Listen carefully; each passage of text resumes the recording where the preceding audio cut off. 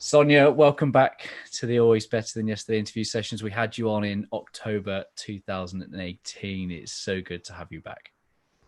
I can't believe that, to be honest. When you said it before, I was like, I'm sure it was only like maybe a year ago. So I don't know where that went. But anyway. It's so good to have you back. I guess I'd love to know, because I know that you talk a lot about kindness and kind-hearted leadership. And I just wonder what gives you hope and optimism for 2021 for that type of leadership. Look, I think what was really interesting, because obviously I've been on this journey and path for, gosh, I've had the company or one company for 13 years, and the other one I only just launched last year. And when we launched the awards around the premise, the leadership awards around the premise around kind and courageous and inclusive leadership, a number of people had said to me, really, like, kind and courageous leadership? And I was thinking, am I missing something here? Like, and I got a sense that people couldn't see the correlation between if I'm kind or courageous or inclusive as a leader. I mean, there's a lot of different ways, like obviously I live and breathe the leadership space, but I think that there's a lot of different ways you could describe great leadership. But I think people couldn't associate kindness with profit. I was like, well, Yeah. hang on, if I'm kind at work, what's that going to, like, am I going to get motivation and productivity? Am I going to be able to drive people? I'm thinking, hang on a second, you can still be inspiring and strong and assertive and also kind as a leader. It's about being grateful and compassionate and things. And I think sometimes we forget about that. And so I think when we launched it, like a number of people did get it, but when COVID hit, everyone went, okay, I'm really getting this now. Like, oh my gosh, like, did it take a pandemic for people to kind of go? And I think it was because I was talking to so many people and they were saying, it was interesting because obviously we had to change the way we worked because of the pandemic and the way we led because of the pandemic. And the leaders and organizations that put profit before people, you should have seen the outcry and how they looked versus the ones that put people before profit and went, okay, we have to be kind here as leaders. We have to show empathy. Like, we're all going through this together. What can we do to help our people who are our most important asset? And when they started putting that kindness in people and being courageous around that, you saw that people became a lot more, wow, like, what a great company that I work for, that they have put me forward, put me first versus we have to make lots of money. So, yeah. Yeah, I love that. And I know that on your Courage and Co website, the clothing line Ah, you've released, it talks a lot about generational. This isn't a one-time thing. You're talking about a movement to change things for the next generation. How do we tap into that? How do we tap into the next generation so that they get the leaders that they deserve and can become? I think we need to lead by example in that. And I suppose that's why, when I speak to people about the book or the work we do or the awards, especially, with the T-shirts in particular, and also in particular with the awards, they kind of go, tell me about that. And I go, it's around giving them messaging out there that this is actually really important to give our future generations hope, because they see, I believe, too much negativity on social media about leadership. You look at some of the leaders across the world and you look at Yeah, yeah, how they're leading, or if you call it leadership, I don't know if you would.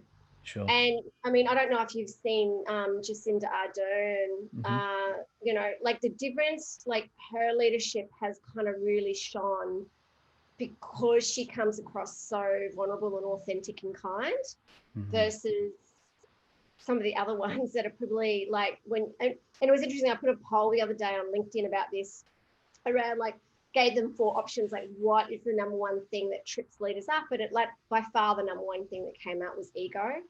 So, but also I think it's around, I think for me, and obviously, I'm passionate about teenage mental health in general, but also for our teenagers, is giving them hope, but also understanding around self-kindness as well, and that they're only, like, people are human, and yeah, I think that's really important.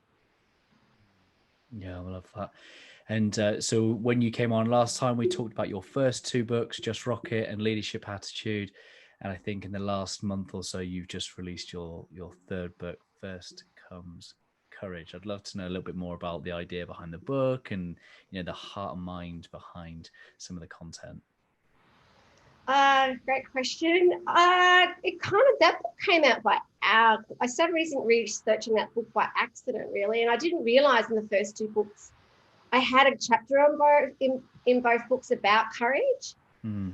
So when I started thinking about my third book, especially because around the work we're doing in the courage and kindness space, I don't know, I really started doing a lot of research around it, and I really loved the research and the stories that I was hearing and the data I was getting from people. So the premise of the book is really around getting people to think about courage. People attach courage with adversity or challenge. Like I'll be courageous if I have to save someone from a burning building, or I'll be courageous when something really bad happens in my life, and therefore I'll show courage. But courage isn't about that. I mean, that is obviously courageous, but you can show everyday courage by kind of being true to yourself and getting up and kind of going, you know what, I want to be the best version I can be. What does that look like? So I talk about courage, and I talk about this courage compass. So around how to tap into your own self leadership and being courageous, and that's around kindness, impact, purpose, and resilience. So I talk about that. I also talk about courage for teens and courage for parents, and yeah, it's a lovely book with lots of really great stories and also practical actions, courageous actions as well. What is I reflect on the weekend. I was sat down with the family and we watched the back end of The Wizard of Oz, and obviously in The Wizard of Oz, the lion is in search of courage, and I think the bit at the end of the story is that he finds out that courage was already within. He just had to go within and find it. And I guess, what are some of the stories within your book, you know, one or two of them that really stand out and capture your heart? Gosh, there's all the stories in the book I really love. I suppose, like, you know, I mean, I look at people like, I'm a bit of a fan of Mother Teresa, not Mother Teresa, but also Princess Diana. So I share a story about, like, and obviously I was living in London when she passed away tragically. So I've always had an affinity towards her because of the kindness she showed. So she was called the Princess of Hearts, or yeah. And so I share a story of her and how I think, like, when she passed away, just seeing the emotion and people that, like, were just great, like, so, like, they had so much grief around it because she was such a kind and giving princess or person. So I think that's one story that in the book that really resonates to me, around that, how you can make a difference by just being kind and showing acts of kindness, no matter how small. And you know, we talked a lot about your own story as well, and I guess with a specific focus on courage, were you able to see your own story in a slightly different light?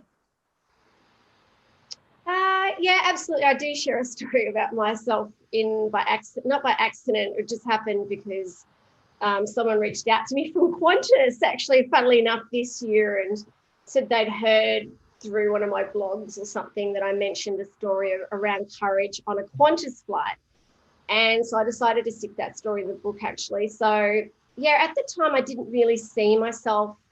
It's funny, at the time I didn't see myself as being really courageous. It wasn't until, again, like, going through this is why writing a book's wonderful. Like, writing a book and reflecting on this sort of thing, you realize that you start to reflect by your writing and the stories that you add about others. You start to obviously reflect on your story, and then you go, wow, where did that come from, that courage? You know, and even feedback that I've got from everyone around, like, even this year, I had a catch up with an associate of mine for Christmas drink, which was nice, and she just said to me, you know, Sonia, your courage, I cannot believe the courage you showed this year. And I was like, really? And I said, oh, and she went, when COVID hit, and mind you, I wasn't perfect. I had definitely had my, oh my God, this is Yep. SHIT days. But I don't know if I'm allowed to say that word, but yeah, You so say what you like. so I kind of went, well, yeah, this is shit. But I kept moving forward. Like she said, you just kept going. Like we had our leadership awards this year, and we had to reschedule them 4 times, and that really sucked. But I thought to myself, I reflected back on the courage that I had back all those years ago when I had to come back to Australia from China. And I thought, gosh, if I was able to do that, I can reschedule awards and keep moving forward, even though everyone kept pushing me and saying, don't have them during COVID. So yeah, I think it's when you tap into that you've got this and you've seen, and you can reflect on past experiences of courage. So what about you? It was very courageous for you as well, like starting your own business this year, which is great. I took the courageous leap to go full time with Always Better Than Yesterday in February 2020, and I was crapping myself. I was really nervous, but I was full of faith at the same time. And it's someone's obviously been looking down upon me with some favor. I've been very blessed, very fortunate, and I think the thing is, like, you're right, is we are only human, and I have absolutely had moments in this very office where I've looked around and gone, well, that didn't last very long, and expected to be going back to full-time employment. But, I think you and I, we're driven by things bigger than us, a mission and a purpose. And, that brings us back to the keyboard, brings us back to the work and serving and helping. I think, certainly from my perspective, it's kept me going. That's for sure. Yeah, I think when you focus, that's why, like in the book, when I talk about purpose and impact, when you focus on those two things, it really keeps you moving forward with, like being courageous. That you go, what legacy do I want to leave, and what impact do I want to create, and why am I doing it? I think that those sort of things really make a difference around being courageous. And the reason why I mentioned kindness in the book is because you actually have to be kind, I think, to yourself during the process, because if you keep knocking yourself because of mistakes or stuff ups, those sort of things can push you back. And you go, oh, I don't know if I can do this. So, yeah. Yeah. If this is by any chance the first time our new audiences come across you and they maybe have not heard of your work before, give us a little précis of your first 2 books. Oh gosh, Leadership Attitude. Leadership Attitude's it's a very practical book. It's very much around leadership as an attitude, a mindset, and an action, not a role or title. Inspirational, there's neuroscience in it. That was my first book. It took me a long time to write that one because I was shit scared. So talk about courage. And then the second book was much easier for me to write. So that one was Just Rocket. I actually wrote that for my daughter. The feedback I get from a lot of people, they say that that's probably more me, as in my kind of, I don't know, like my kind of personality in it. Only because I talk about how to have a great mindset and confidence and believe in yourself, because I just found I was meeting way too many people that weren't rocking it and were scared to rock it. And also, if you're a queen bee, a bully, or you're a tall poppy, don't buy the book. So I kind of mentioned that in the book. You call those people out, right? I said, guys, you're going to lift people up. This book's about lifting people up. So they're the 2 books, yeah. I love that.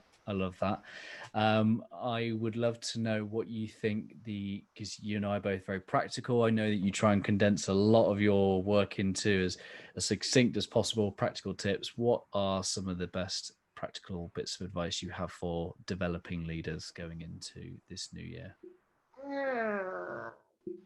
To have the courage to actually learn leadership. And it'll actually make a difference not only to your career, but all aspects of your life. I think it starts with self-awareness, and that takes a lot of courage as well. So really kind of get to know who you are and what you're about and what your values are and what your ethos is about. I think that's really important. What else? self-awareness, self-discovery, I think is key. So start to see, that's why probably Leadership Attitude is a great book, because it gets you to see that leadership's an attitude and a mindset, not a role or title. Because a lot of people that I work with kind of just go, oh, I don't want to learn this leadership space because I don't have manager in my title. I'm like, I've worked with plenty of managers who aren't leaders, so it's not like, it's not a role or title. Oh yeah, just start learning it. Like pick up a book, or there's plenty of resources. Listen to podcasts. Look up Harvard Business Review. We've got great free tools and blogs and things on our website. Just keep learn about it. And also, I think find a coach or a mentor as well. Like, or just find someone that you think's a great leader, or get a coach. I think it's really important, as you're aware, because you're in the coaching space as well. The power of having someone really support and guide you, I think is really, really powerful. I think they're probably my tips. Yeah. What is one lesson you're going to take from this last year into next? Gosh, one lesson.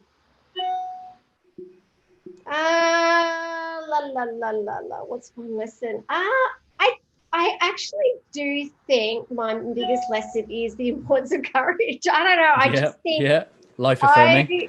I just think it's really kind of cemented that like what I'm doing is really powerful. That me staying on brand, and we're all brands. I always say that to people, we're all brands. So me staying on brand and everyone around me going, oh, don't do this and cancel that. And I was like, no, because I am courageous and I'm kind. So I'm going to keep picking myself up and I'm going to keep doing it.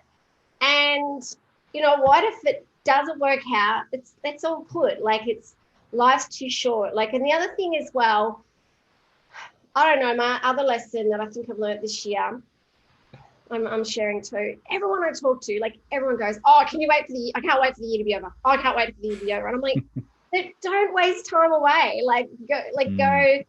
Everyone's kind of on this, oh, when's Christmas? Oh, 2021. I just want to, and I get that because this year has been crap, but it's like, don't actually go, okay, today I have the power to be courageous. I have the power to make some choices, whatever. Like, don't kind of try to pedal through life, regardless of how it might be. Like, just kind of go, how can I turn this into an opportunity as well? And that's what I did, actually. I kind of went, particularly with one of my companies that I was really concerned about, I kind of went, how can I, and I kept thinking, how do I turn this into an opportunity? How do I turn this into an opportunity? How do I turn this around? And by accident, I was able to think about a new strategy and I turned it around. So it's like, don't give up, like just keep moving forward. I think that's a big lesson I learned. Was it by accident? What was by accident? The idea, the turning the strategy around, is it by accident, or do you have some go-to time to reflect? You sound like you're asking yourself good questions. I don't know, some days, like for instance, like this year I was supposed to move to Melbourne because my daughter moved down there, but she ended up coming home because of COVID. And that was really challenging for her. And she obviously thought she was only going to come back for a little while, but she ended up coming back permanently, or she'll probably go back. But because Melbourne was going through a really tough time during COVID, and I had to move out of where we were living. Like, we were renting and I had to move out. And the market up here, so Queensland, where we are, where Adam is, like, it's actually pretty good here. Like, it's where in our premier, she likes to close, like the borders are always getting closed. It's kind of ridiculous a bit. But everyone was moving up here from Sydney and Melbourne because of COVID. So we couldn't find, I was like, I can't find anywhere to live. Like, I was going to all these places, things were getting snapped up. And then I kept thinking to myself, like I did with this company, I kept thinking, I really want an office. I want an office on a beautiful street with a house on top of the office. I have my own office. And I was like, and then I went, oh my gosh, I wish I could have that. I really wish I could do that. Then I accidentally came into this place, and this is where I am now. And I said, what's this space down here? And they said, oh, it's a commercial office. I'm like, get the application in, and we got it. And I've got now this beautiful office on this main street. So sometimes I think if you put your intentions out there, and it was like with McDonald Inc., I kind of went, what am I going to do with McDonald Inc? Like, I've got this great company I set up, 18 months ago. It's sitting there dormant because COVID hit, and there was a lot of things that changed that company because of COVID. And I kept thinking, what am I going to do with it? What am I going to do with it? And then by accident, someone sent me an email about something, and I said, that's what I need to do with it. I need to, change it into a platform where we can help 1 million women step in, step up, and startups that have the courage to do that. So you know what I mean? Like, we kind of, like, sometimes you kind of just have to go, gosh, like, ask yourself the right questions, and sometimes, and just be open to the answers as well. So yeah. I love that. I am conscious of your time, but I am so curious about the helping the women step in, step up, and start up, as you say. I'd love to. Who's that for? How can people find out more? I love the sound of that. Yeah, it is pretty cool, actually. That's on the new McDonald Inc. Kind of strategy and brand. Even though the other day we Googled McDonald Inc. and someone gave us a 1-star review because they thought we were McDonald's.